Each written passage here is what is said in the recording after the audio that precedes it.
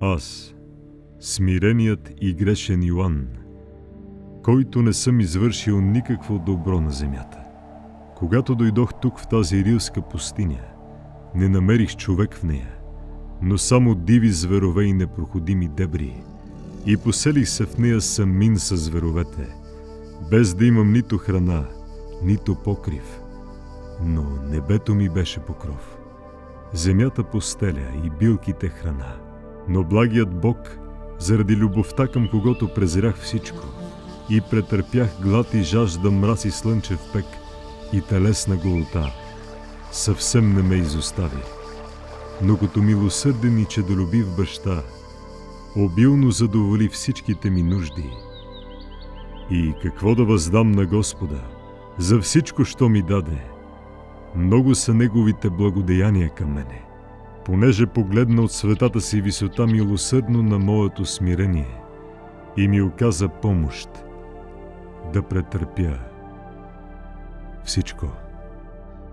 Не аз, а Христовата сила, която е в мене, понеже от Него е всяко добро дарование и всеки съвършен дар отгоре идва.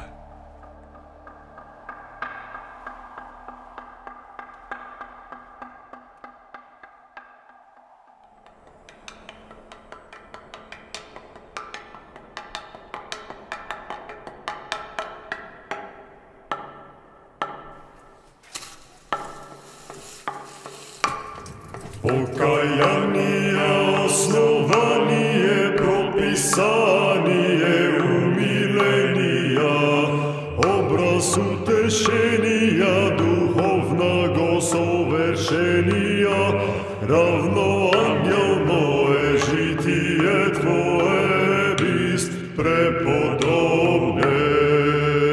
В молитвах убоих почтених и слезах пребивави, Отче Иоанне, моли Христа Бога о душах наших. Покаяние, основание, прописание, умиления, образ утешения, духовного совершения, равно ангелно е житие Твое, бист преподобне. В молитвах убоих почтених и слезах пребивави, Отче